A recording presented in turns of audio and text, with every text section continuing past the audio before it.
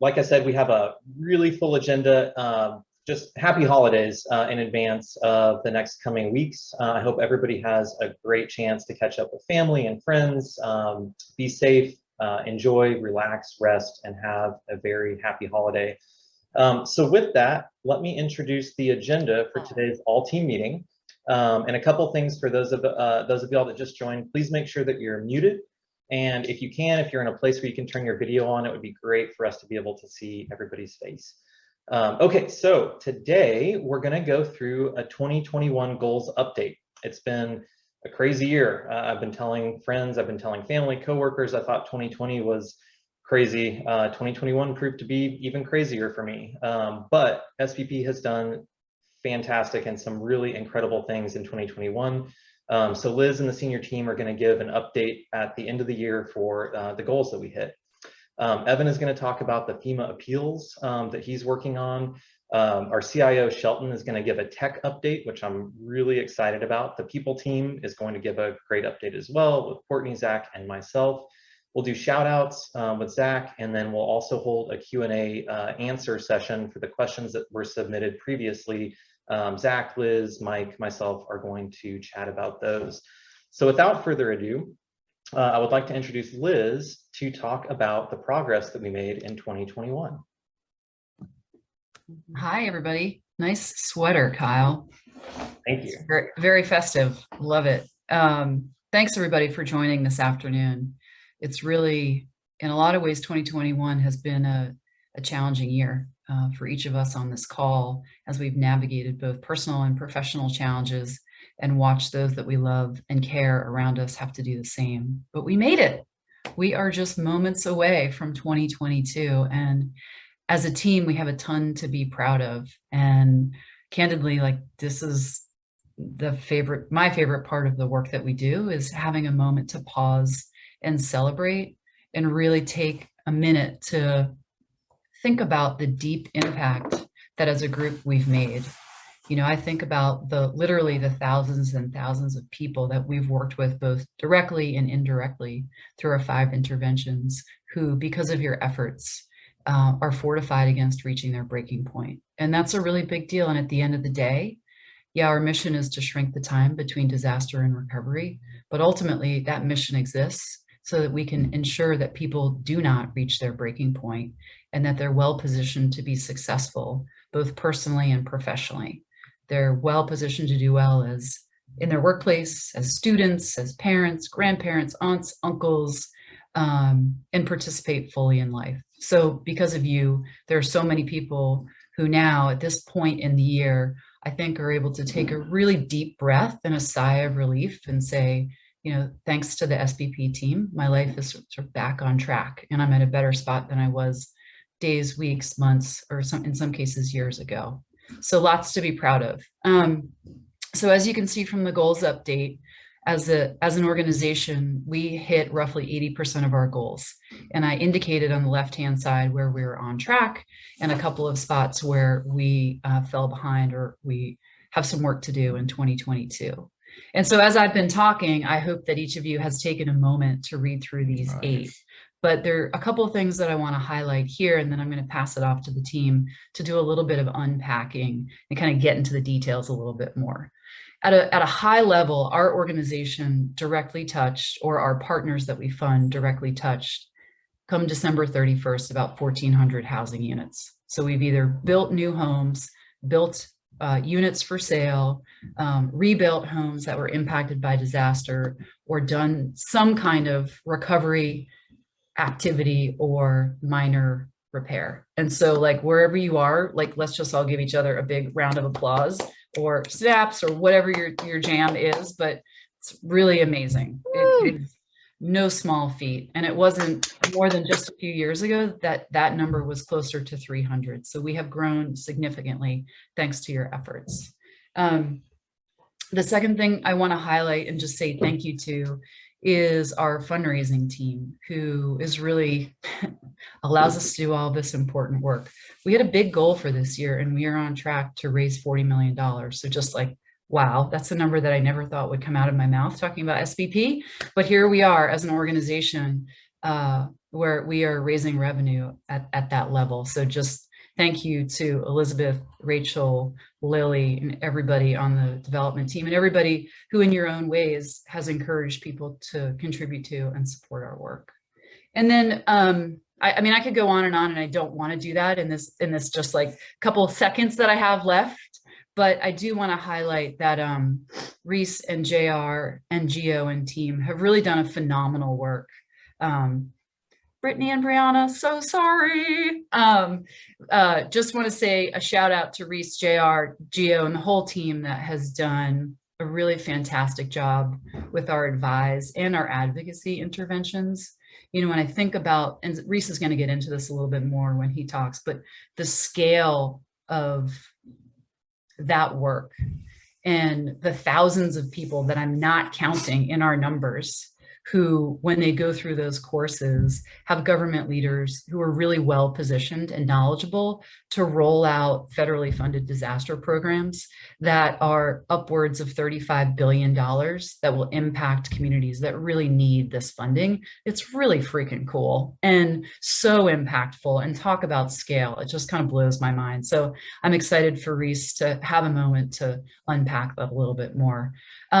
And so with that, you know, I don't want to take up too much more time, but I just want to say thank you one more time to everybody. We really appreciate everything that you're doing. One thing that you don't see on this list, but you're going to hear about today at some point, I'm not exactly sure where, is the team that's on the ground doing tornado response in Kentucky. They're in Kentucky now, but they're sort of looking regionally at the impact, doing an assessment and helping us figure out sort of how we can best support people there who really got clobbered last weekend. So with that, let me go ahead and pass it off to Pamela, who is going to unpack the build impact from this year. Thank you. And you can change that slide, whoever's in control. Thank you. Welcome, everybody. And I want to say hello first. And I think we all know this, that at SBP, our plan is to paint a clear and extremely defined vision of where we're going. And I think we've done a great job of that. I know we've done a great job of that. We want to know what we want to accomplish. We establish goals, and we learn to lean into our processes and our procedures to help us get to those goals. And we always have metrics. Doing so helps us know when to make a change and when to adjust the plan. So simply said, to gain success, it's important that we understand success, to recognize, you know, some of you are really new to the organization and maybe you don't know yet, but I want to first say welcome, and second say you have joined a dynamic operation that really truly likes to get things done. And for you and the rest of the team today, we celebrate success. Just to echo what Liz has already said, congratulations to everyone. We need to pat ourselves on the back.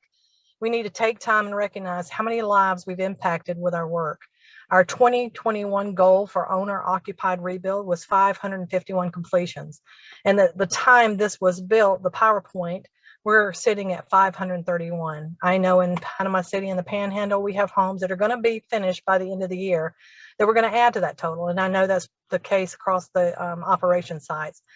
Not having goals is an excellent recipe for average living. And we all know, the people who've been here, and if you don't know it yet, the new ones, you will learn it quickly, that we're not average. We're way above average.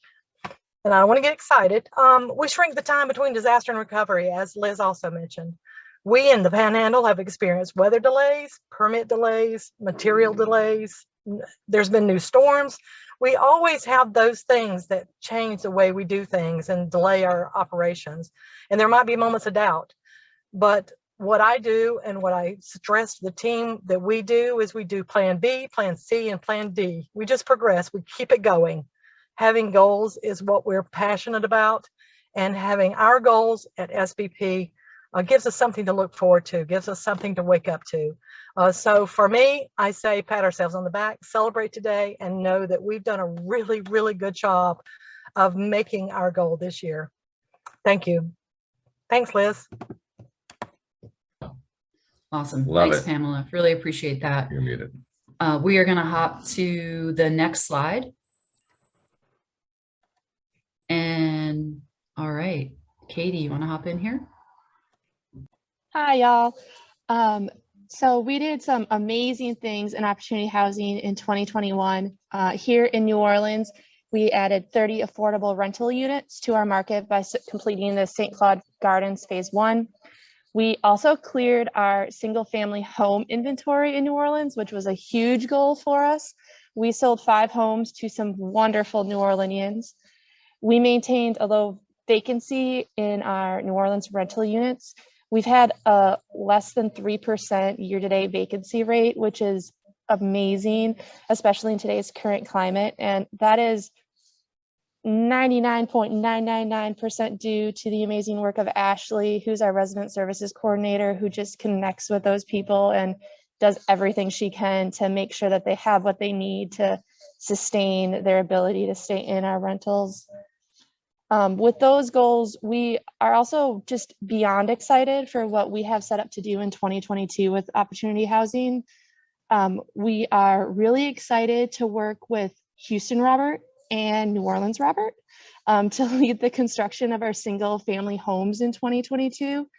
In Houston, we are, fingers crossed, breaking ground on our first Opportunity Housing house next week.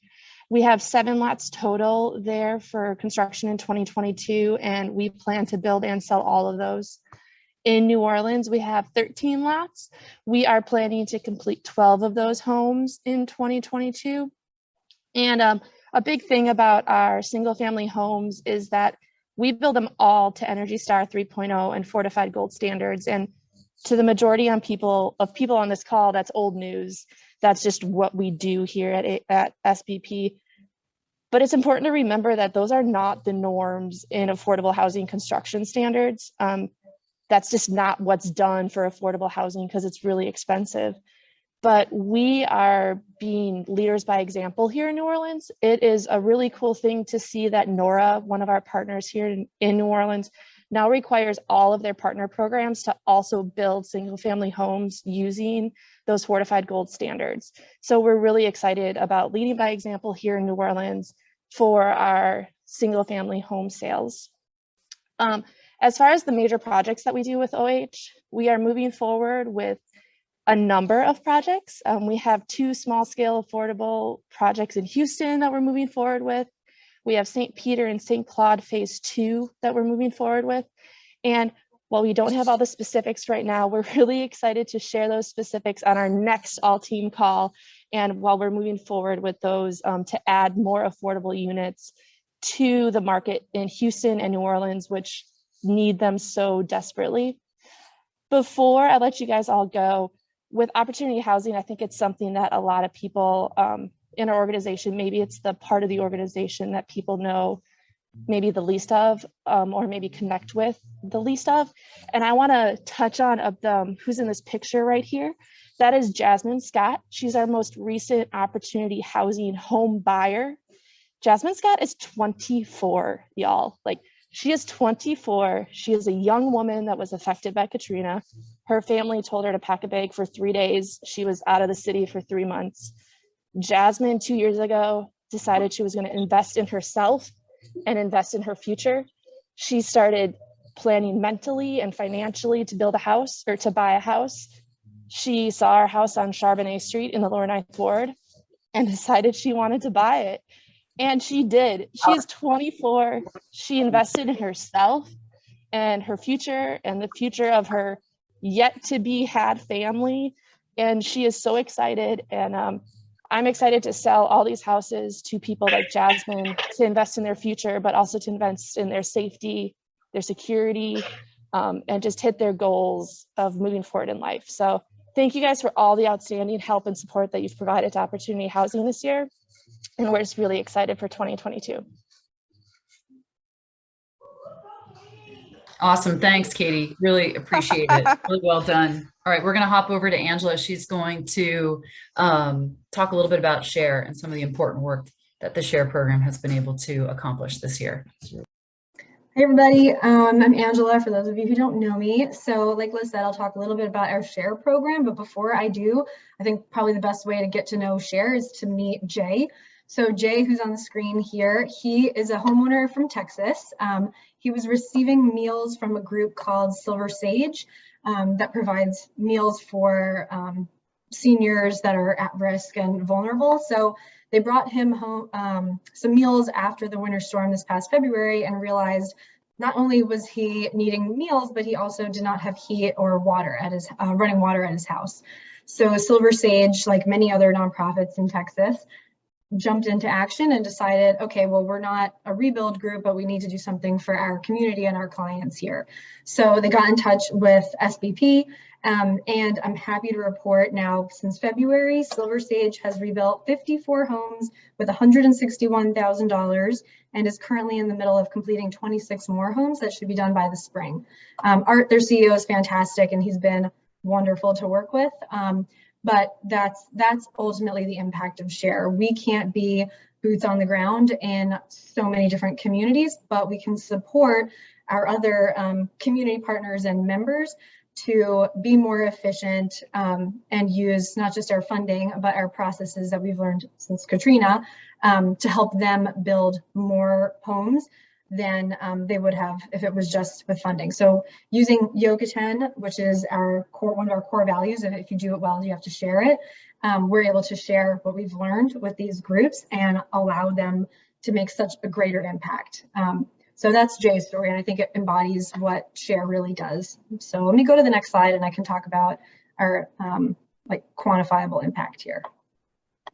Cool, thank you, Kyle. So some goals and successes of the SHARE program.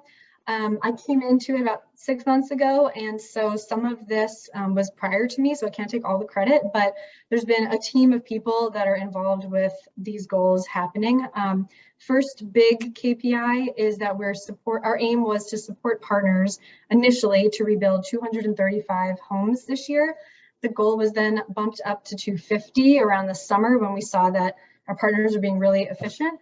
And I'm very happy to report that right now we're at 329 homes rebuilt through partners. And that's 329 homes that SBP wouldn't have been able to rebuild without the support of our partners. And I'm still getting in reports pretty much every day of more homes that have been complete. So I'm assuming by the end of the year, I feel very confident in saying we'll end the year around 350 or 360 homes rebuilt, which is amazing. That's 100 more homes than we thought we were going to. So huge success there. In addition to that, there's trainings that we provide the organizations and even corporate groups, which the goal was set at 30. Of course, IDA helped us surpass that number, but even pre-IDA, we had reached the 30 goal. And then with the help of my fantastic training team, so shout out to Elvis, Mackenzie, Andrea, Tracy, thank you all. We were able to do these 63 sessions for 2,772 people to 32 different organizations. And thanks to Elvis, they were in English and Spanish. So we can offer them in 2 languages, which I think is pretty cool. Another goal we have is providing funding upwards almost $4 million here to those different partners. And right now we're a little bit below it, but we have a few more grants that are going to go out before the end of the year. So like Liz had mentioned earlier, I'm very confident we'll end hitting that target of nearly $4 million. So that's huge. That's so much money that's able to impact thousands of people and hundreds of families. And then our last goal is awarding AmeriCorps members to partner sites, which if you're not familiar, what that means is that we hire and recruit AmeriCorps members with the help of Tracy and Mike. And then we place those members to other partner sites that need help with capacity or volunteer management or client vetting and application management. So the goal is 15. We're a little bit lower at 12, but Tracy and Mike and I are working on a plan to correct that for next year. So very briefly, that's the summary of how SHARE did this year, and huge thanks to everybody who is helping and involved with that. Awesome. Thanks, Angela. And again, just hats off to this team. It's, over 329 houses and counting, which, as Angela said, is, over 1,000 people who, because of the efforts of SHARE and the larger team, will be fortified against reaching their breaking point. So lots to be proud of. So thanks, Angela. All right, Reese, you're up. Thanks, Liz and Angela. Really awesome work.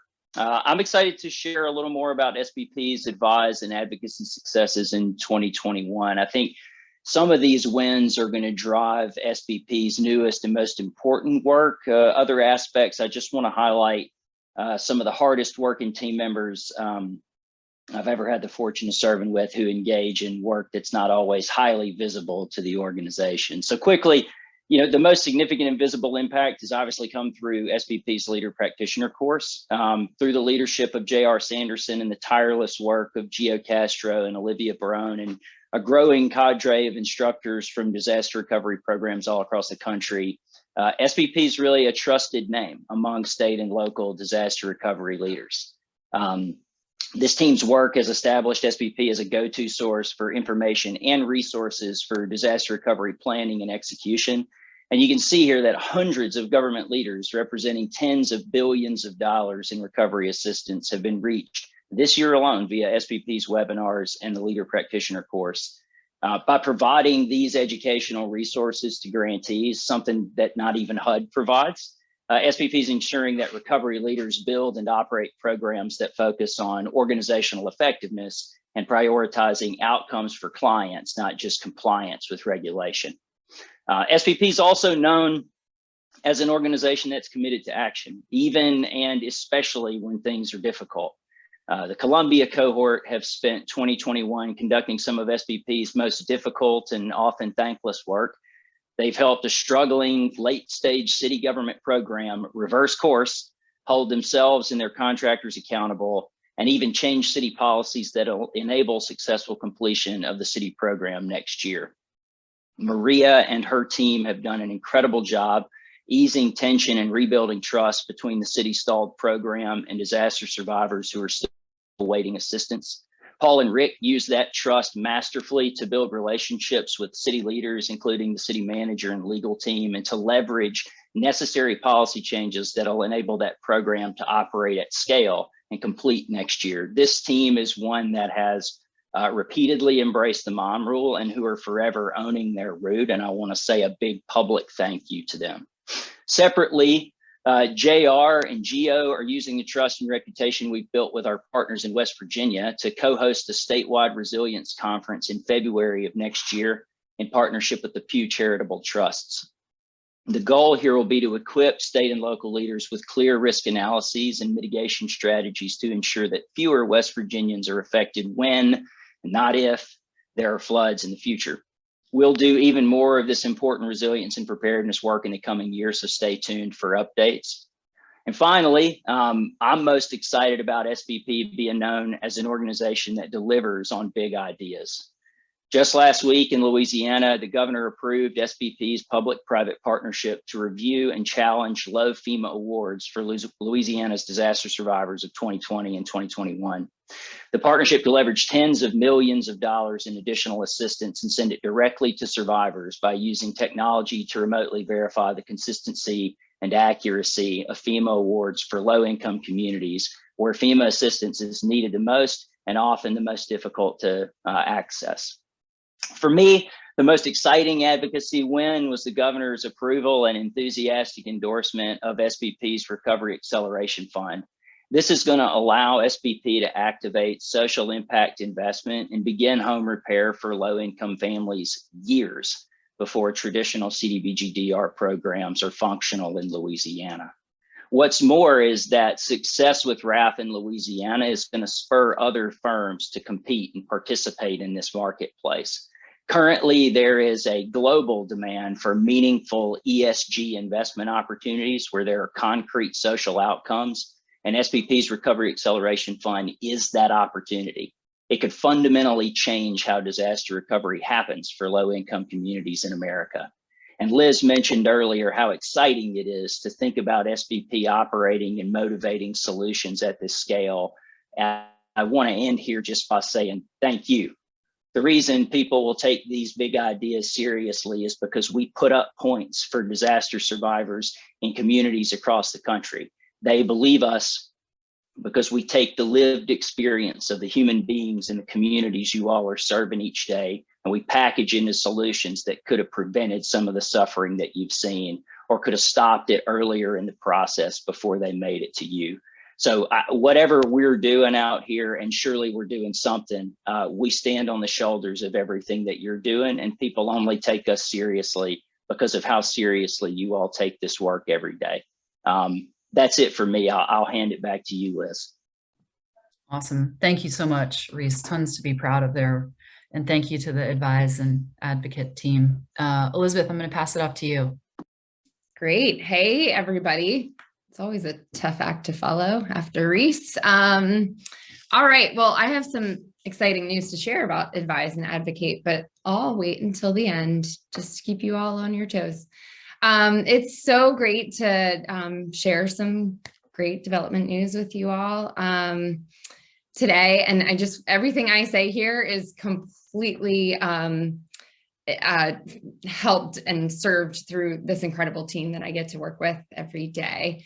Rachel and Brittany and Lily and Brianna are just crushing it. And 3 of them are brand new team members. So we're really excited to share this with you guys. So Liz mentioned earlier that our organizational goal is to raise $40 million this year. And the development team is responsible for about half of that, meaning like a lot of our revenue comes from government and in-kind and like opportunity housing sources, but we do need to raise a very big chunk of that. And I'm happy to report that not only did we achieve our goal of $19 million already, but we are on track to exceed it substantially by the end of December, which is really exciting. Let me share some notable pieces to that. One is certainly we were taken off guard a little bit by Winter Storm Uri this year. And I think what that has taught, that and December tornadoes is teaching us, is that there really is no more storm season. And so while year over year comparisons are tough in the disaster season, I am glad to say that our team was able to execute. And one of the wins in Winter Storm Uri was aligning with Matthew McConaughey's foundation, Just Keep Living Foundation, who has now committed to, I think, maybe over $2 million to support our SHARE program that Angela talked about. So that's a huge win. Another is this year we did a pre-storm fundraising campaign that was highly successful. And it really helped us to fill the trucks, if you will, to help our team prepare before hurricane season. Our Hurricane Ida response was incredible. Certainly having this happen in our backyard brought it very close to home. A lot of us were displaced while trying to raise money for this, as many of you were as well. But I'm happy to say that we are at about $6 million. It's going to help our long-term commitments to helping the communities rebuild. And in there are some wins in that our funders are certainly supporting everything that we're going to do, but many of them recognize that we need to build back stronger. And so there's a lot of support for fortified home rebuilding and just building back stronger. We had a record-setting Giving Tuesday, and this was a huge team effort between comms and the development team. And we also had some incredible matches. And so great win there to kick off our Home for the Holidays campaign, which I'm happy to say has already surpassed its goal. And we have like 2.5 more weeks left in the campaign. And fun fact, many donations come in the last 3 days of the year. So super kudos to that individual giving team and comms who have done an amazing job with that. I'll also give a shout out to Brittany. She joined our team in the beginning of this year and has already demonstrated a 60% success rate with grant proposals. And this is a really important thing for 2 reasons. One is we're starting to track this and it'll create a baseline for future goals and everything, but also that she has just grasped on to how to talk about SBP and writes really effective proposals for many folks on our team here. And then also another win was that we've already surpassed our year over year. So we've raised more from individuals this year than we did in all of last year. already. And again, we have 2.5 more weeks of fundraising to do. But I do want to share. So at the bottom here, everyone is a fundraiser. Y'all, the development team does a lot of work to bring the money in and write reports and all of that. But all of that is based on the work that you all are doing, the impact stories we're able to share, and the clients that are being served. All we're doing is aligning donors who care and want to give. We're aligning them with our mission. And so, like, huge thanks to all of you who are helping us tell this story. And we look forward to continuing to grow and make more wins there. Okay, can I share some big news that only like 2 people on this call know about right now? So we received word that Walmart Foundation has approved a proposal for our Advise team to continue the leader practitioner course at the tune of $800,000 for over the next 2 years. So huge win. A lot of people went into that, but again, this is an example of the team driving the donation. JR, Reese, and Gio, like that whole team just developing an incredible product. So congratulations. Thank you. Thanks. And I'm done. Sorry if that was more than 3 minutes. Awesome. Congrats. That's really big news. It's really, really exciting. I'm going to hop over. I'm going to hand the reins to Evan, who some of you have met, some of you haven't. I can't believe I'm going to say this, but I'm at the moment going to skim past the 22 goals because I want to make sure that both Evan and Shelton have a little bit of time to talk about some important new work that's going on, or relatively new work that's going on at SBP, and then we can circle back to the 22 goals at the end of the call. So Evan, I'm going to hand it off to you. Thank you, Liz. I am humbled to have a primetime slot here to talk to everyone about what we're doing in regards to the FEMA clinic. And before I jump in, I want to just recognize that our efforts with FEMA are built on the efforts of many years of SBP people, developing resource guides, pushing in Washington and at the state level, and during our many responses. So we couldn't be doing this work without a really, really solid foundation. And just want to shout out everyone that has worked on developing those resources and making sure that our clients are interfacing with FEMA at every step since SBP's conception. What is the FEMA clinic? It's a lot of things. It involves one-on-one case management. It's the client services teams as you're dealing with and working with clients through the rebuild process. It's webinars, it's resource guides and events where we have a table and we're distributing those resources. It's partnership with community members and partners on the ground and with FEMA VALs, and it's now becoming remote recovery centers and phone calls and emails and conversations with the purpose of doing 2 things. First is to empower survivors with FEMA funding for the repairs, contents, and shelter needs that they have after their lives have been upended by disaster. Everything that we do in regards to FEMA, I think really boils down to that point. Ultimately, when survivors have FEMA funds that are in their pocket, it gives them choice, it gives them options moving forward and some light ahead when they're going through some of their most difficult days. And the second purpose is to push against some of the shortfalls of the FEMA system, some failures that we've seen in the COVID era in terms of how FEMA inspectors are triaged based off of what you've reported, whether or not you've said your home is livable, whether or not you've reported minor or moderate damage, whether you live in a family home and this home has been part of your family for many, many generations, and there's more than one person on the deed. What we do in those conversations, phone calls, and events is make sure that survivors who are working through the FEMA process have their feet under them and have what they need to submit and ultimately receive additional appeals funds that they can put towards their home and towards the things that they've lost. So far we've been in what I kind of consider to be a discovery phase. In Southwest Louisiana, we built on the work of many years of SBP's sort of presence in this space. And we started realizing that there's endless potential, not endless, there's lots and lots of potential when it comes to assisting survivors to file for FEMA appeals assistance. What we did was we partnered with FEMA volunteer liaisons and other partners on the ground in Southwest Louisiana. Everything I'm going to talk about is going to use Southwest Louisiana as sort of the gravitational center here. And what we did was file a bunch of appeals.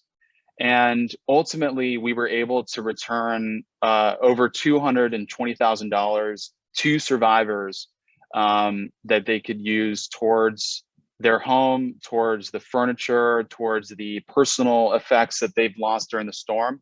And what we were able to do was bring survivors who had substantial home damages closer within reach for SBP, owner-occupied rebuild programs. So we were really excited about that. As we were doing this at the beginning, we realized that there is a great deal of nuance when it comes to filing a successful FEMA appeal. And you can imagine as a survivor, when you've got 10 million things that you're having to deal with on just the day-to-day, it can be very difficult to understand all the things that make an appeal ultimately successful. FEMA says a lot that that the process is straightforward, that their first denial is the start of a conversation between FEMA and an individual, but really that ultimately becomes the first roadblock. And part of what we've done is linked arms with survivors and said, we're going to appeal this. We're going to make sure that you have additional funds. And sometimes we failed. Sometimes we haven't filed for appeal that was successful. But as we've gone through this discovery phase, as we've learned from our network of FEMA VALs and partner organizations, we've become better and better at this. So what this allowed us to do was to inform some of the big questions that, and you can go on to the next slide, Kyle, some of the big questions that are asked after a disaster, such as why are some communities or some people more likely to receive FEMA funding over other communities or other people? All of our work generates really interesting information and useful information to be able to ask these big questions. We also brought big projects into reach and were able to bring home Roy Vossing, one of many who we did construction on. And his project was only possible by assisting him to receive what was ultimately the maximum grant for home repairs. And then we were able to target our trainings in a specific way that focused on FEMA appeals as we're 4, 5, 6 months after a disaster. People realize that the funding goes quick and there's disaster recovery doesn't happen in 1 month or 2 months, that it can happen over the course of the year. So we've been able to deliver on more targeted trainings for partners and survivors as they're navigating this very difficult process. And now at the end of 2021, we're kind of in this test phase where we've gotten better at some things and refined our process and been able to drive impact more quickly. So after Hurricane Laura, we didn't submit our first appeal until over 4 months after. And because of the quick and efficient response that we had after Hurricane Ida, we've been able to file 37 appeals so far. And we've already had additional funds that are coming in. So really excited about the work that the response team is doing and that every team is doing to drive impact early. Because ultimately that means that we have more survivors that are in our purview that we're able to then assist through that very complicated and nuanced FEMA appeals process. So far we have just over $12,000 that we've been able to secure for folks on the ground. And this is, you know, compared to some of the numbers that we've heard so far, this is not much, but when you are that survivor, every dollar counts towards your path to recovery. What this has meant, every time that, you know, we get a news spot or we get a communications piece that's hard hitting and addresses the folks that are underserved, ultimately it informs that SBP is a place that survivors and homeowners and even renters can go to find some partnership through this FEMA appeals process. So this is Deborah Hartman. Her mother, Barbara Hartman's home was completely destroyed when basically her roof failed and water came pouring in, and our response team gutted out the entire house. And we're able to leverage so far just over $4,000 from our first appeal towards her home. And we're excited about filing actually an additional appeal to make sure that she has more funds to be able to put towards construction on the house. It was an emotional piece, but as soon as we're able to have success, there's a little light that begins to shine, and that's really what it's all about. We were able to set up a remote recovery clinic in Grand Bois, a community that is part of the Houma Nation outside of Berg, Louisiana, in the Bayou. And what we've done so far is empower and train some community case managers to actually file and submit FEMA appeals in their own disaster recovery clinic that SBP helped set up. They've had tremendous success so far in submitting appeals and getting the community interested and informed about the potential through FEMA for home repairs and for personal property. And the work of Clarice and Danny and Brooke and Trisha and Lacey so far has been instrumental in enacting real impact in their own community. And then of course, there's some really exciting technology solutions that we're working on, and I'm sure Shelton and Nani are going to cover in a little bit into 2022. But as we move forward out of test phase, we're really entering into what I think is a build phase when it comes to FEMA. So moving forward, what drives success for clients to receive FEMA assistance and additional FEMA appeals assistance is a speedy and efficient response effort. And we've already got teams on the ground in Kentucky, and we're already, you know, have our eyes set on the potential in the tornado impacted areas for driving real dollars into the recovery of individuals as they're picking up the pieces after just a devastating event. Leveraging technology, templates, and data to shrink the time between doing an intake and actually receiving those funds. We still have folks that are in Southwest Louisiana who are waiting on FEMA appeals 4, 6, 8 months out of the storm. And ultimately, we want to cut that time, we want to shrink that down, and we can do that using a number of things we've already done, using templates, using creative solutions, and being innovative. We also, at SBP, are, you know, the ear, the shoulder, the person that survivors talk to when things are difficult, and creating the space for survivors to feel supported and informed, but not only that, to be empowered through the FEMA appeals process is really important. And that's all a testament to the folks that are, everyone here at SBP who's able to build a relationship with a survivor, with a client, with people that are impacted by these storms, particularly as they get bigger and more frequent. That ultimately, we're an advocate and an ally with them through the process. Our success has been built on not only pushing back against FEMA, but also working with FEMA field staff and then reporting out on that progress. And I know that we're going to continue to develop those relationships and work alongside the field staff that really make this work possible. And that's certainly something that we're going to continue to do as we build out the FEMA clinic. And then, of course, sharing our knowledge and building stronger, better clinics. There's some exciting, progress in Grand Bois, and we've already had some interest from residents of Montague, who are part of the Houma Nation and Ponashan Indian tribes.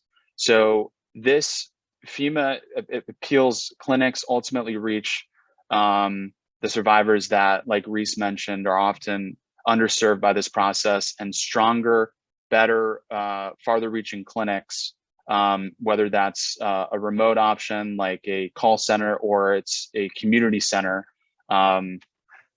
We're excited about driving that forward and making sure that anyone who's entitled to FEMA assistance ultimately gets it. So excited about the success we've had so far, and the sky's the limit when it comes to being an advocate with survivors through the FEMA process in the future. So I'll hand it over to whoever's coming next. All Wow. right, Evan, you got a round of applause there in the I haven't office. heard Hey, that really before. nice work. Really nice work, Evan. Tons to be proud of. I do want to highlight when he started this process in Southwest Louisiana, he's filing 6 appeals a month. And I don't know if y'all noticed, but it's now up to 25 a month. And just yesterday, Kyle posted a position for another FEMA clinic associate. And that person will focus on the region in the Midwest that was recently impacted by the tornado. In addition to that, in about 2 months, we're going to roll out a call center, and that will allow people to call SBP if they need help, either filing for the first time or submitting an appeal, so we can help many, many more people. So that team that's doing the FEMA work will continue to grow. So really nice work, Evan, tons to be proud of. And Shelton, we're going to hand it off to you. And I'm off mute. Great. Well, thanks. And great talk, everyone who's gone before me. So my name is Shelton. I'm the CIO, maybe the first one at SBP. Has there been another tech talk at SBP? No. Okay. So I feel like a pioneer. But anyway, based in New Orleans, I joined in early August, and it's been a great ride. I've really enjoyed it. Working with what I think is a terrific team for a great cause. So I've already received 2 texts that I need to do this faster than planned. So I'm going to go through this as quickly as I can. Sometime tomorrow, I'm going to send out a more detailed update. I'll just send it out to the whole organization. So if you really feel like geeking out, you can read through that and send me, happy to answer any questions. So when I joined in August, there was a company called PwC, PricewaterhouseCoopers, that was doing a tech assessment of SBP. They were basically looking at all the systems here, all the user groups and use cases. And their objective was to produce an assessment of the technology, places where they saw opportunities to improve it, and potential roadmap to do that. So I joined maybe 2/3 of the way through that, and so I caught up with them what they were doing, and then being someone who likes to do it myself as well, I did sort of a parallel track on my own, which included basically digging into the various tech stacks here, the data repositories, and talking to a bunch of key users. And a happy coincidence, we independently came up with pretty much largely the same picture of where the needs were and what we might want to do. Also came up with the conclusion that the current data and tech stack were driving a lot of inefficiencies, and where work many of you were doing manual tasks that would take hours or days or maybe even a week or two, that frankly should, if we had the tech set up correctly and the data set up correctly, you should be able to produce with the touch of a single button. And we felt pretty strongly it was holding back growth. We really didn't have the data, and the technology is not really there to do sophisticated marketing campaigns, and nor was it suitable for going after major donors.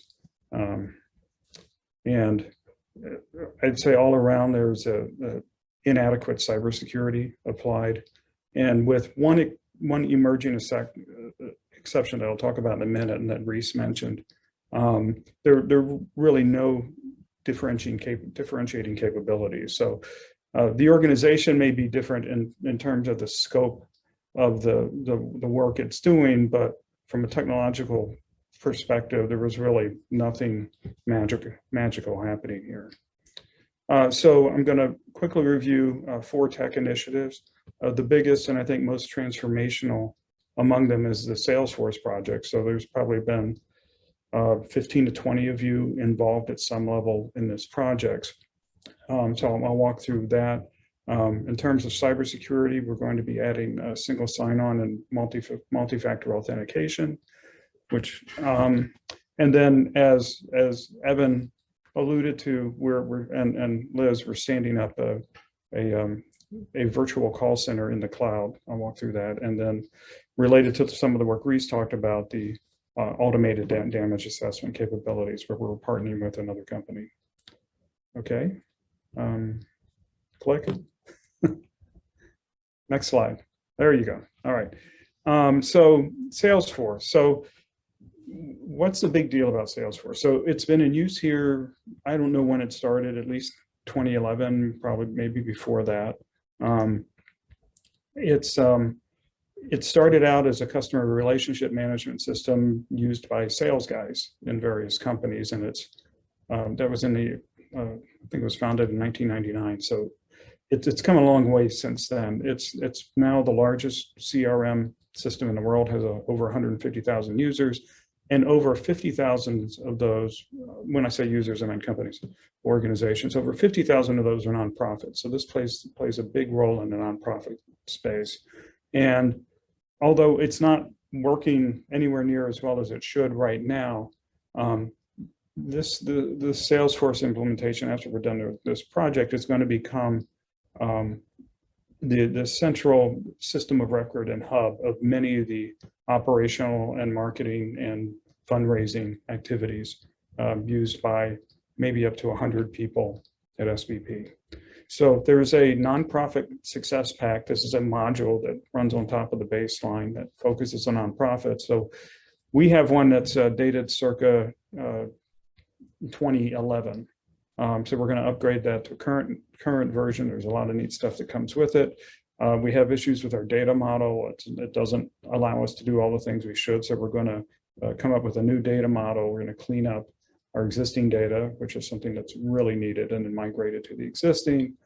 We're going to expand significantly on the reporting and the dashboards available, so that all of you who spend time creating and compiling information from Google Sheets and other spreadsheets and other sources won't have to do that anymore. It'll be automatically produced out of Salesforce. And then we're going to add new capabilities for marketing and fundraising and support of major donors and grants management. And these sort of cartoonish architectures at the bottom are illustrative. They're not our actual architecture, but the crazy one on the left, it's kind of small, you probably can't see it, but it shows emails and spreadsheets and documents going into the process at all points. And that's going to be transitioned where all that, or most of all that, goes away, and we're just centered on Salesforce in the center and all the activities around it. Next slide.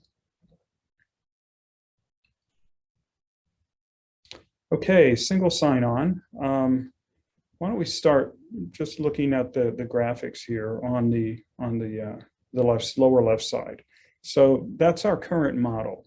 So in this model, there are 4 applications the user logs into, and he logs into each separately. He or she may be someone who is not adept at good cybersecurity and has the same login password at each one, which, by the way, don't do that, especially with your financial accounts. It's a bad idea. Having different login credentials at each place you go is more important than having a complicated password. I was a CIO at a bank. I can guarantee you that's true. And if you look to the diagram in the middle with single sign-on, you sign on once and you sign on to a console. We're also going to enable multi-factor authentication. So it'll be a bit of a pain to do the first log on, but just like when you go to your bank, you'll get a text or an email that has a code that you're going to have to enter in order to complete the sign on. But once you do sign on, you'll see a dashboard like the graphic on the lower right, where you have all the applications that you have access to. And so if you want to log on to any of those applications, you just click the button and you're in. You're not challenged again for a sign on. And if you go directly to that application, it'll redirect you back to the single sign on screen. So we've acquired the technology. We're working with a partner, already had a kickoff with them. So I think this will be implemented, at least for the initial set of 4 apps, sometime mid to late January. So you should expect to receive some emails in a not too distant future that sort of explain what's coming and how you'll have to get connected with it. We're going to start off with these 4 apps. We use many more than that at SVP, and so over time we'll continue adding, integrating in with the rest of the applications. Next. Oh, by the way, the initial apps are Google, Paylocity, Amazon, which won't affect most of you, and I forgot the other. Oh, Salesforce. That's a biggie. So now we're going to talk about the upcoming call center. So we're working closely with Amazon. With most of you probably know they're the largest cloud computing provider in the world. Amazon Web Services, or AWS. They have a capability called Amazon Connect, which basically lets someone configure a call center in their cloud. You know, where a number is, someone dials a number, it's answered there. In our case, we're going to ask Spanish or English, and then we'll have, you know, duplicated call flows after that. And if it's someone who hasn't called us before, they'll go through a series of voice menus, which I'm sure you've all done, calling various customer service companies, and eventually it'll get to the right person. If the person has called before, and we're going to integrate this with Salesforce, we'll look at the phone number they called from, and we'll look it up in Salesforce. And if there's a record associated with it, we'll also have the person who's been working with them, and the call will be directed to that person. And when they answer, the Salesforce screen will pop up on their screen already open to the correct record. We'll have voicemail available, and then later we'll be able to expand this to different geographies and different applications. Currently, it's going to be focused on IDA survivors in the Louisiana area. We're also going to, we already are leveraging Amazon Web Services. We're hosting a website on it. The Equip app backend is already running on it. And I think we're going to make future use of it when we start developing these differentiating capabilities by using some of their large-scale data platforms. Next, Kyle.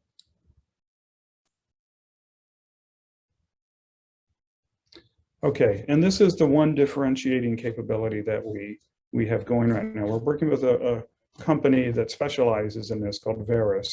What they do is they take aerial imagery before a disaster and after the disaster, and they apply artificial intelligence and machine learning to it so that they can automatically produce damage assessments and even estimates for repair.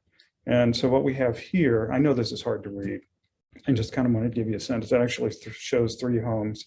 The one on the left is surrounded in green, so that's sort of where the estimated result most closely matched the FEMA verified loss number. The one on the right is in yellow, so that's the difference is a little greater, and the one in the middle is orange. Red is the worst, and that's that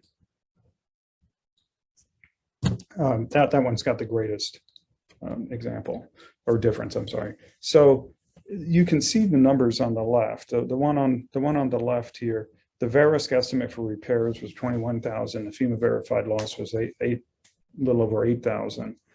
In the middle, this was the one with the greatest difference, where Verisk estimated the repair cost at just under 130,000, and FEMA verified loss was at 2,800. So this was some of the information that Reese referred to in terms of working with FEMA in the state of Louisiana. We also, Liz actually had a trip to I don't know what you want to call it. She said she was on a panel at Amazon Web Services related to a hackathon. So a hackathon, for those who don't know, is the large tech companies that have a lot of money, they will allow their high-end developers some amount of time, anywhere from a day to a couple of weeks to work on something that they want to work on. There's actually been a few companies begun in Silicon Valley as a result of some of these hackathons. Twitter's actually one of them. And Liz went and sat in on a panel because they may be working on a challenge for us to do something a little similar to this. And she wrote me, she said she couldn't understand half the things they were saying. It was like hearing a different language spoken in English, which I thought was kind of funny. But anyway, that's it, guys. Hopefully you can fit in the rest of your stuff. Thank you.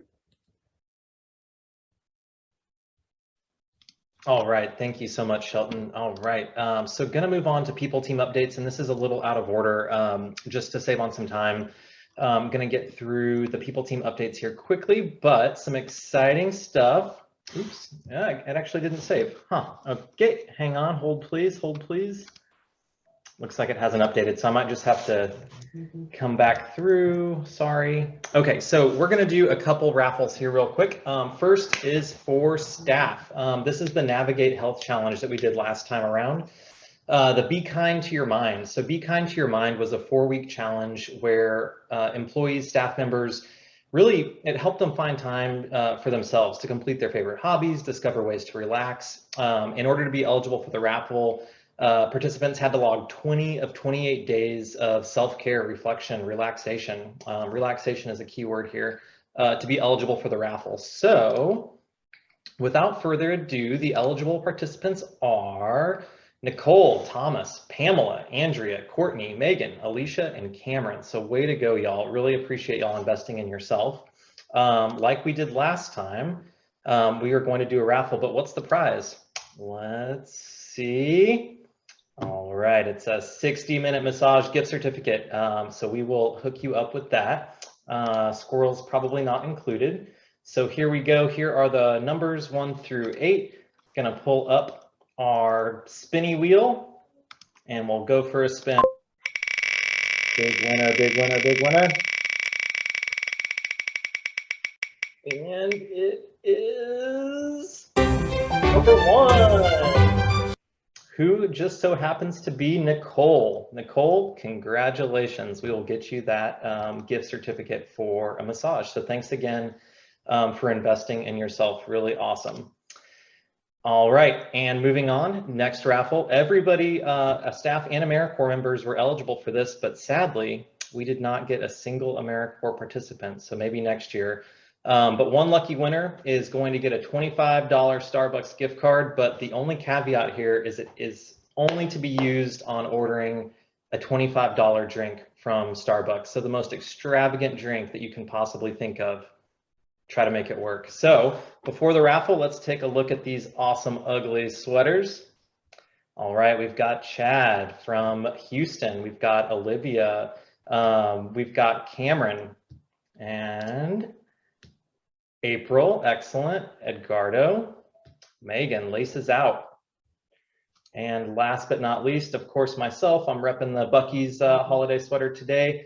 And we do have a special appearance. Miles Woofers is April's dog.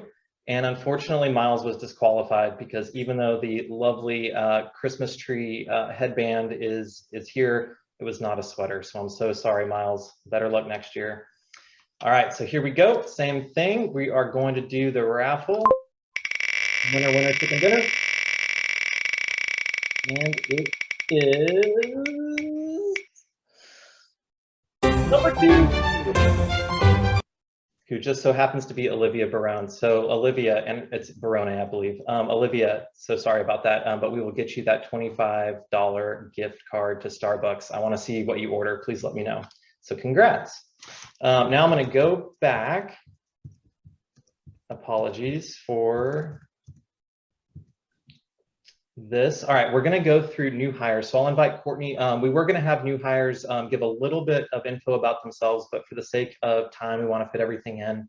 We're going to have to send those out separately. But Courtney, if you wouldn't mind just reading out who our new hires have been in the last 3 months, that would be fantastic. Oh, well, okay then. So yes. All right, for November, we have Miss Chandra Hayes. She's our Client Services Department Manager for Southwest Louisiana.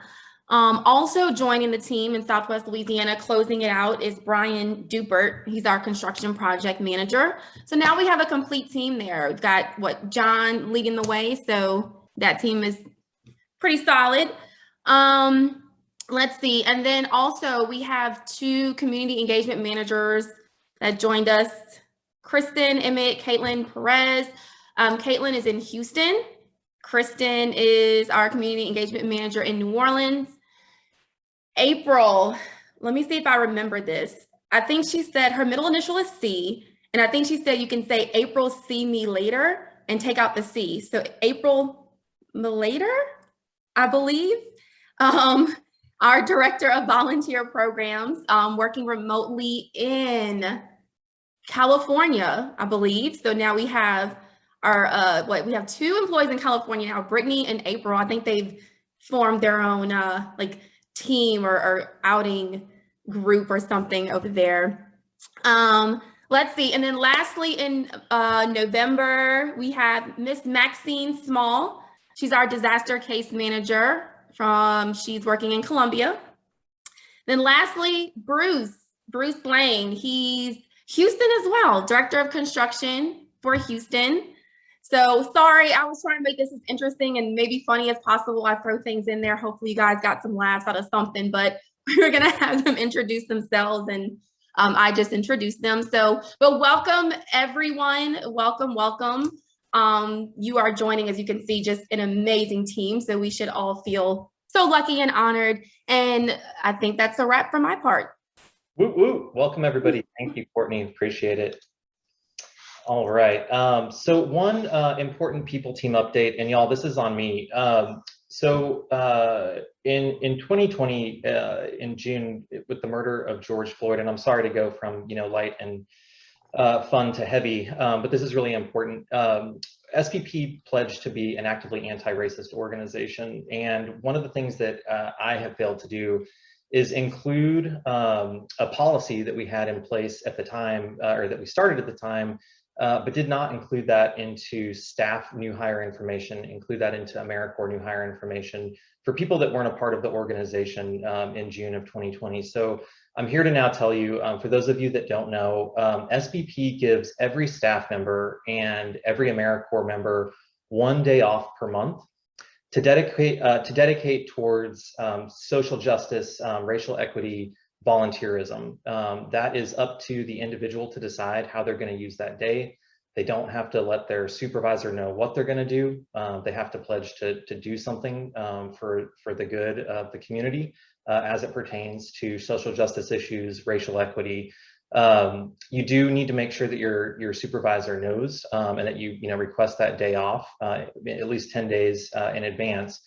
But every staff member, every AmeriCorps member, that's a paid day off. Members, you can't count the hours, unfortunately, because of AmeriCorps rules and regulations, but no one will take. So want to make sure that everyone knows that, and importantly, that will be added to orientation information for both staff and AmeriCorps members, so everyone is aware of that when they join the organization.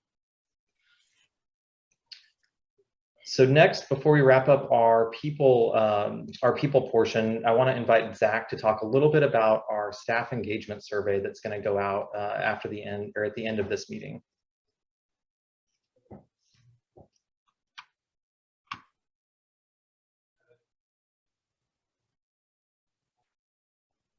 You're muted.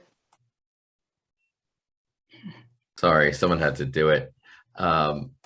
Hey folks, I guess I want to start by saying I hope you're all proud of the impact that you and your colleagues are driving across the country and in the Bahamas. There's the immediate impact of the work, and then there's the ripple effect of the work.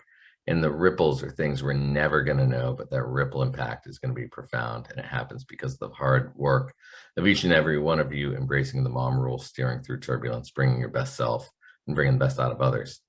SBP needs to bring the best out of you. And to do so, we need to understand what's going well, what we can do better, what you're thinking about. And so kudos to Kyle and Courtney. And I know Keith had, two Ks and a C. Spent a lot of time on the survey. It's really well done. We ran it by some board members, and I want to encourage everybody to fill it out over the coming week. Be candid, be thoughtful. It's anonymous. We take it seriously. SPP needs to invest in our best asset, and that's all of you here today. We'll get the data, and we will come back to you in early 2022 with takeaways, a plan, and requests for help in paying attention and following the guidance that's given. One of these will come out similarly for AmeriCorps members, an engagement survey. At some point in Q1, we want to differentiate between the needs of the staff and AmeriCorps members, both very important. We're starting with staff. Going a little faster than usual because I want everyone to hear from everyone, and I know there's some questions, and maybe we'll even have more. So kudos everyone, and you guys are amazing. Thank you. All right, thank you, Zach. And I just have to cycle through here real quick, and I think it actually goes back to Zach for the shout outs. Terrific with this rejuggling. And so, as people know, we have 8 values, and those values are designed to help us have a lens to drive impact, not to script every play, but to think about how we make decisions. We believe at SBP, we believe that people make decisions based on identity. What would someone like me do in a situation like this? And so we endeavor to give people touch points of an identity that we think is client-centered, outcome-focused. I've heard that there's a number of people who want to give shout outs to colleagues. So I am going to get out the way and let the praise flow. So bring it.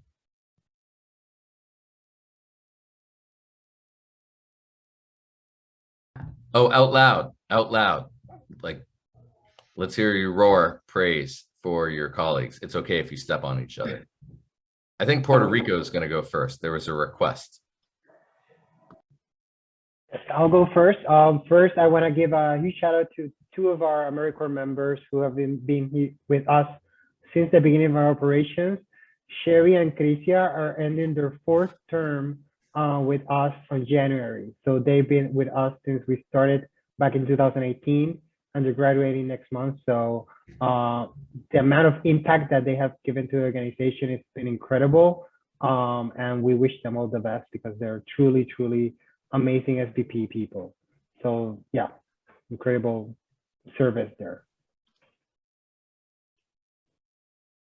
Nice. I want to shout out Courtney Matthews for being an incredible go-getter, dot connector, and doing the back end work of Paylocity, our new everything program. AmeriCorps members, you will have access to that soon.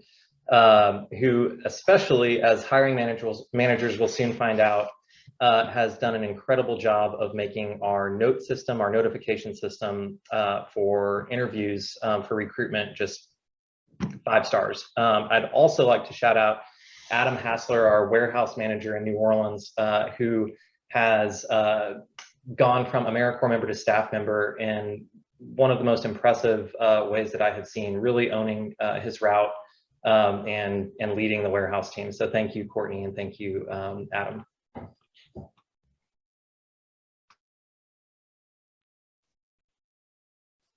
I'd like to shout out Thomas Corley. I was at the first AmeriCorps graduation I've attended in 2 years, and Thomas gave such a profound and beautiful and soul-touching speech that I think grounded everyone in attention or in attendance. So Thomas, shout out.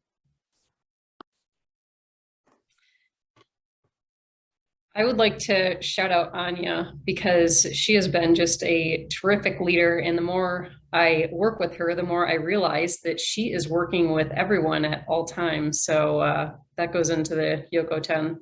Thanks, Anya. I want to give a shout out to the two guys that I work with in Southwest Louisiana. They're very supportive and I can't ask for a better team.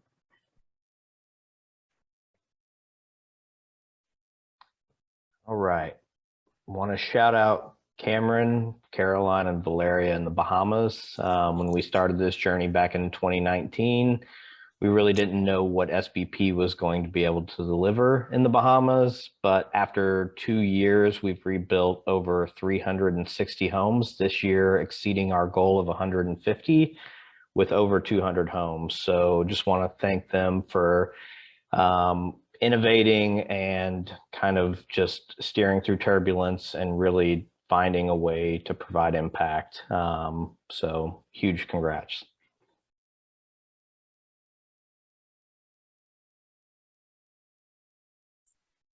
I'd like to give a shout out to Andy and Thomas, who have filled in the absence of a New Orleans executive director, and really just given us so much support, and to every single member of the New Orleans team who has really just stepped up and steered through turbulence, as it has been a crazy ride for our team through just so many changes, and Ida, and yeah, just really huge steering through turbulence. Y'all, appreciate it. All right, I don't want to put a lid on this bubbling pot, but we're going to have 2 more shout outs, then we're going to go on to the next slide. So who's up? I want to give a shout out to my team in the Panhandle of North Florida. And I'm talking AmeriCorps. We have a big team, woo-woo, 2, and our big staff, an additional 3. We're a small team, but very powerful. And the one new AmeriCorps member who joined us recently, and he, along with Hunter, along with Philly, have been clearing a lot of homes to give us the opportunity to meet our goal and to surpass.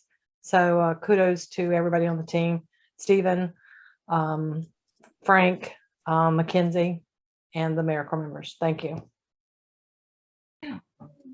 I want to give a big shout out to all of our disaster corps members who have helped with Ida and are currently helping in Kentucky. They are absolutely crushing it and truly owning their own route. All right, Kyle, take it back to where it needs to be. Great job, everybody. Yeah, thank y'all. All right, we are going to the Q&A session, and then we have a couple slides after that, and then we will wrap up, and I think we can fit this in. Like last time, we allowed for question and answers, questions to come in. And so we got some really, really great questions. I'm going to kick us off with those questions. We'll hear from myself, Liz, Mike, and Zach. So the first question that we had is, and this, I love this one, does SBP plan to start any new initiatives in 2022 to help reduce burnout for company staff? And I think staff and AmeriCorps in this question. So at the moment, we're focused on kicking off our strategic plan and building a staffing structure for 2022 that's going to better support our really rapid and transformational growth, which will alleviate, some instances of higher workload, especially as we all know, in the immediate aftermath of a disaster. For our staff members, we fully encourage staff to utilize SBP's wellness program, as Nicole, who just got a 60-minute massage gift certificate, can attest. Taking time for yourself is incredibly important. So engage in that Navigate Health program and enhance your already healthy habits pertaining to mind, pertaining to body, spirit, financial well-being. For staff and AmeriCorps members, we have the Employee Assistance Program and the Member Assistance Program resources that are immediately available for all team members. If you haven't used it, it's great. It's easy to use. The professionals that they have on the other end of the line are great. They're really easy to talk to. So if you don't know where to access those resources, send me a note and we'll be happy to provide that. I know that goes out quarterly for AmeriCorps members. For staff members, it's in your benefits guide. So all of that being said, we'll continue to be mindful of team members' wellness, and we're eager to welcome suggestions that people might have on new initiatives that build upon our wellness foundation. So with that, I'll go on to the next question and invite Liz to answer. The question is, in what ways are we preparing our rebuild clients for future disasters? And what about our opportunity housing clients? Yeah, so I'll start with opportunity housing. As Katie mentioned before, all of the homes that we're constructing in opportunity housing are built to both the fortified gold standard, which ensures that the property is really well positioned to withstand high wind events. The second thing that we're doing is building those units to Energy Star 3.0, which really helps to reduce energy costs and sometimes the real unpredictability of utility bills, especially for anyone who lives sort of along the Gulf Coast, where in the summertime there's huge fluctuations, and that can cause significant financial strain on families and households. So those are two examples of things that we're doing. And then in addition to that, when anyone buys a home from SBP, they're required to take a first-time home buyer class. And through that class, I think many buyers who've come to SBP have said that they've learned a ton about how to be a homeowner, you know, and that transition from renting to owning, which can be a really big leap for some folks. And so ensuring that everybody has taken at least one of those is another way that we're helping to prepare residents for the future and build their resilience. And then on the owner occupied side, one of the things that will be launched in Q1 of 22 are network-wide building standards. So those will be coming out. We'll see more and more homes being rebuilt to the fortified roof standard to, again, ensure that residents are well positioned for future peril. The other thing, and this is the last thing, is that we are going to be working to take more of the preparedness info that we share with communities and really share it with our clients in the communities in which they live, so that not only are we helping to rebuild homes for residents, but we're also instilling a lot of important lessons that we've learned around preparedness and risk mitigation. Perfect. Thank you, Liz. I'll take the next question. And it ties to the first question that we talked about. So how does SBP support self-care for our people on the ground doing work in communities? And how can we best foster community and care for each other on our team? Love this question. So first and foremost, as we all know, disaster recovery is not easy. It can be draining mentally, it can be draining emotionally, physically. But in order for each of us to be successful in our mission, we have to practice one of our values, and that's wear your hard hat. You know, besides PPE, it really means taking care of yourself physically, mentally, and emotionally. And once each of us ensures that we're taking care of ourselves, then we can take care of one another. We can hold each other accountable for self-care. So I urge you to talk to each other, ask people how they're doing, your teammates, what do they have for lunch? Remind each other of our value of wear your hard hat and how important it is. From an organizational perspective, though, SBP expects that AmeriCorps members understand how their service directly impacts the clients that we serve and how it achieves SBP's mission. You know, if you're not bought into something, how are you going to give your best and show up 100% every day? AmeriCorps members' supervisors need to meet with their members weekly to discuss their wins, their challenges, and how their team members are doing. AmeriCorps members can expect to rely on their supervisor, their AmeriCorps program manager, and their executive director for support. Disaster Corps and deployment team members, they are required to complete training on self-care, trauma, emotional awareness to ensure that they have the tools necessary to care for themselves and to care for the disaster survivors, you know, with whom they interact. The last thing is their quarterly reminders, and I mentioned this already, but for the member assistance program sent to all AmeriCorps members. So, you know, members, if you haven't utilized that, it's a really great resource. And for staff members, use our EIP program, a really great resource.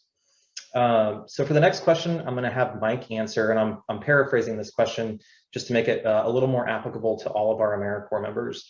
And so the question is, can AmeriCorps members be reimbursed for mileage, and can members claim time spent commuting towards their AmeriCorps hours? So Mike, our director of AmeriCorps, if you could speak to this, that would be great. Yeah, thanks, Kyle. So to be clear, y'all, AmeriCorps members and staff are allowed to claim mileage reimbursement for all SBP business travel done in a personal vehicle. So what does that look like? Team members must subtract the distance from their home to the SBP office from the total claimed mileage. We will send out the mileage reimbursement policy to all team members to provide additional clarity on how to claim mileage reimbursement. In relation to commute times towards AmeriCorps hours, as we're all aware, AmeriCorps, federally funded program, has very strict regulations around what can be counted as direct service hours or hours towards a member's total service hour goal. Further, AmeriCorps is extremely particular about substantiating member service hours and retaining detailed records of such. So as a result, SBP is not able to allow members to count commute time towards their service hour goal, with the following exceptions. So the first being that members who are commuting outside of their site's standard service area may claim commute time. So what does that look like? An example, that would be members deploying to a disaster in another state or geographic area. The second is project leads may count commute time towards their service hours if they first are stopping in the office in the morning, checking in with their supervisor. Once you've done that and you leave from the office, you would be able to count the time spent commuting between the office and the service site. The commute between home and office, however, cannot be counted. All right, thank you, Mike. Appreciate it.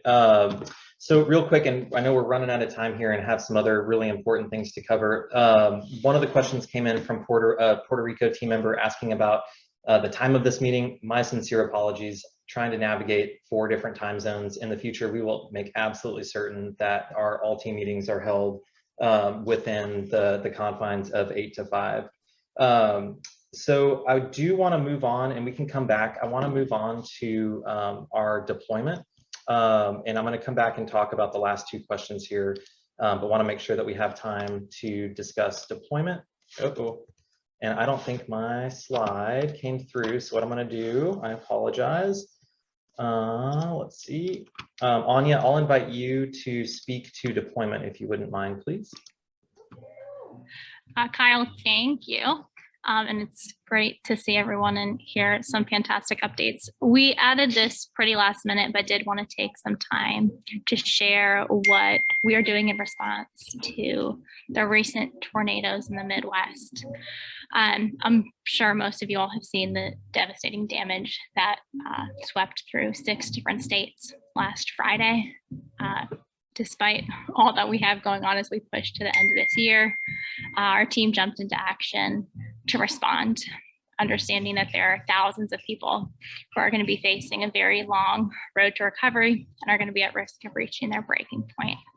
So as of Tuesday, a team of 5 led by Hannah Roberts and 5 disaster corps members, Melanie, Jackie, Evan, Corey, and Nick, some of whom may be on this call, I think most of whom are busy doing assessments across the area, arrived in Kentucky to achieve 3 things. It's going to be a 7-day deployment. Their goal is to understand the spread of the need and do assessments across the impacted area, both in what we're seeing as really ground zero around Mayfield, Kentucky, and Benton, as well as far east and south as Tennessee and Bowling Green, and west into Arkansas. So we understand what's the spread of need and where can we best focus our recovery efforts. They are doing debris removal work. They are distributing resource guides, educating survivors, and helping folks apply for FEMA, as well as adding capacity to organizations that are on the ground doing immediate relief efforts. It's a tremendous amount of work. They're doing a great job communicating what they're seeing on the ground back up to our remote team that's supporting, and we're continuing to support them as they go through these next 6 days. We're also focusing on understanding what our nonprofit partners are doing. A focus of this response is going to be getting to scale through our share intervention. And so we're connecting with our NGO partners to understand where they are and how we can add capacity, what support they need in order to help this rebuilding effort. We know we can't do it alone, but if we work together through our share partners, we can help more survivors more quickly. And so whether that's through funding, through adding capacity, through training, and through AmeriCorps members, we're going to understand what that looks like and leverage that through our long-term response. Shelton and Evan mentioned it, but we're excited to launch our FEMA Appeals Clinic, both through in-person support, train the trainer, as well as hopefully in early Q1, a call center, so we can scale the support of survivors who are navigating the process and make sure that we maximize their awards. And then on top of that, our advice team is doing a great job connecting with local officials across the impacted region to share best practices so they understand how to navigate from immediate response to a long-term recovery that's focused on assisting those who are most vulnerable. And then we're offering our recovery trainings to anyone and everyone. So certainly if you all know folks in the impacted area or have connections, Angela is leading the effort to share our navigating the recovery process training, so folks understand how to take the right steps after disaster. So hopefully they don't end up in a position where they have to become our clients. I know we're a couple minutes over. And I want to again shout out the team that's on the ground and all the folks who again pivoted to make sure that we could jump into action, but we're happy to answer any questions. So I'm happy to take them here or offline. But kudos to this team. It's a pleasure to work with y'all.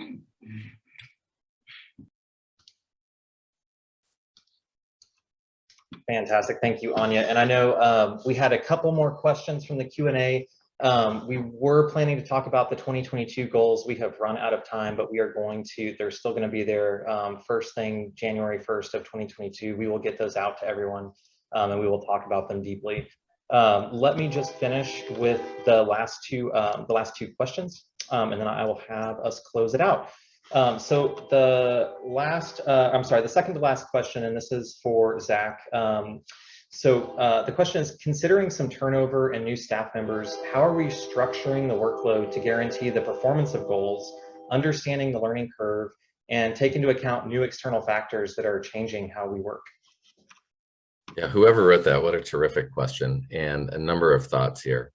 First of all, we are studying best practices in onboarding remote workers. We have certainly learned that to really get the best out of new team members and have them feel terrific about the work they're doing and understanding the organization. And this is something I think we've seen across a whole bunch of industries. There has to be greater intentionality towards onboarding new team members. And so we're studying what works and we're going to implement what works. Second, we're building out a staffing plan that's tied to the transformational goals of the strategic plan that we're launching fully in 2022.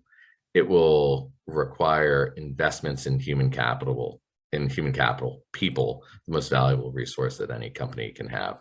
And so that staffing plan is designed to position SBP to achieve those goals. I wish I could say it guarantees we'll achieve the goals with the human dynamic in the disaster world. I can't say that's the case, but we are building out a staffing plan that will take us from being painfully lean to, we think, appropriately leveraged to achieve these goals that are so important to preventing families from being pushed beyond their breaking point. Fantastic. Thank you, Zach. And then the last question, for AmeriCorps members' understanding, has SBP created systems or procedures to see a transparent recruitment process and understand what SBP seeks when hiring AmeriCorps members? And this is another really fantastic question. So first, let me say SBP's current staff makeup, 44% of former AmeriCorps members. So 44% AmeriCorps alumni, which is absolutely astonishing. And it's quite an example of the exceptional members that sign up for SBP's AmeriCorps program every year. From a recruitment standpoint, we're really fortunate to see fantastic AmeriCorps members apply for open staff positions. Challenging though is when we have a number of AmeriCorps members, particularly qualified AmeriCorps members, who apply for the same position.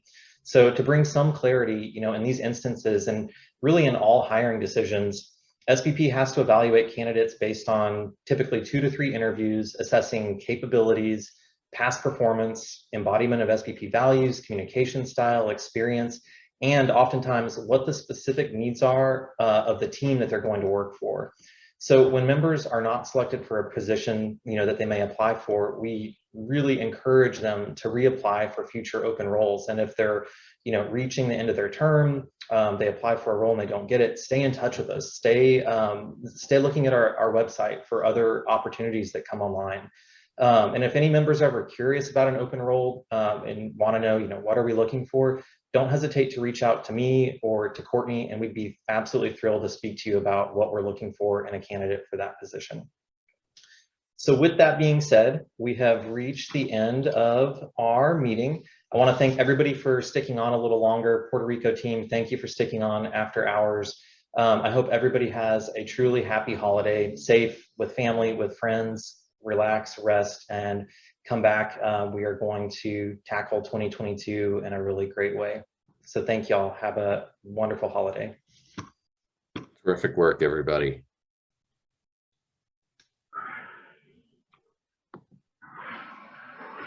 It was nice meeting everybody. Bye.